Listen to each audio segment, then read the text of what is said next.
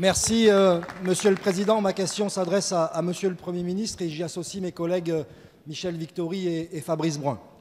Hier, à 11h52, les communes de l'Ardèche achevaient paisiblement les commémorations quand la terre s'est mise à trembler.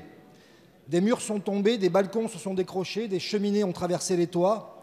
Le bilan humain relève du miracle, même s'il faut déplorer 4 blessés, dont un sérieux du côté drômois. La commune du Teil a été la plus durement frappée, mais je n'oublie pas non plus les communes d'Aubidias, de Saint-Thomé, d'Alba-la-Romaine, de Viviers, de Saint-Jean-le-Centenier, qui ont également été durement touchées. Je veux saluer ici le travail remarquable des gendarmes et des sapeurs-pompiers de l'Ardèche qui ont fait la preuve de leur très grand gendarmes et pompiers qui ont fait la preuve de leur très grand professionnalisme dans des circonstances dramatiques et assez inédites pour ce territoire. Monsieur le Premier ministre, j'ai vu hier après-midi les visages atterrés, les enfants apeurés.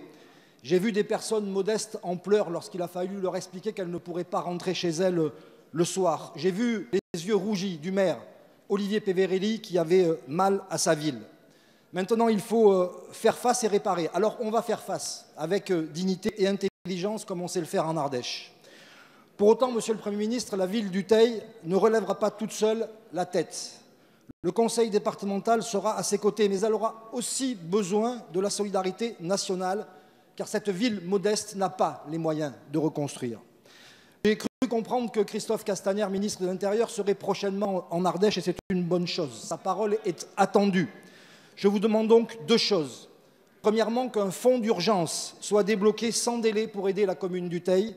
Deuxièmement, que l'état de catastrophe naturelle soit déclaré au plus vite et que les privés ne soient pas soumis à d'interminables délais pour la prise en charge des réparations. Au nom des Ardéchois, je vous en remercie. Merci, monsieur le député. La parole est à monsieur Christophe Castaner, ministre de l'Intérieur.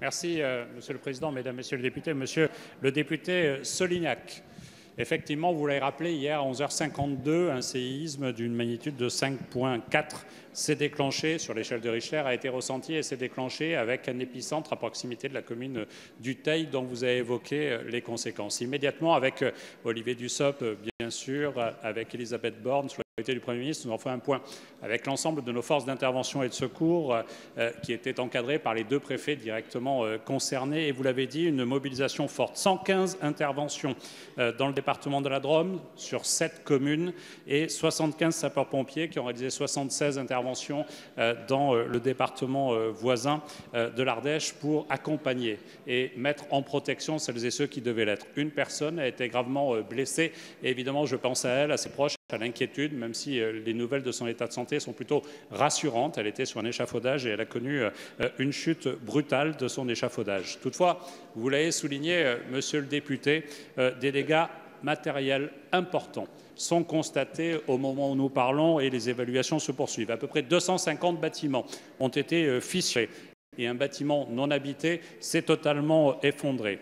La très grande majorité des dégâts, vous l'avez dit, sont situés sur la commune du Teil et c'est la raison pour laquelle je me rendrai effectivement tout à l'heure pour faire un état précis avec les élus, avec le maire bien sûr, mais avec l'ensemble des élus, avec les préfets et les services de l'État pour que nous puissions déclencher au plus vite la commission qui doit se prononcer sur la catastrophe naturelle, dont je ne doute pas qu'elle sera caractérisée, qu'elle nous permettra d'y répondre, mais je souhaite évidemment respecter le cadre délibératif et l'examen scientifique qui doit être fait. Et de la même façon, je ne doute pas, et je vous le dis, l'État, sous l'autorité de la ministre en charge des collectivités, se mobilisera totalement pour accompagner les collectivités dans le processus de reconstruction, parce qu'il en va de notre dignité, mais aussi des exigences portées par les habitants du département que vous représentez, pour que nous puissions répondre activement à leurs demandes. Merci, monsieur.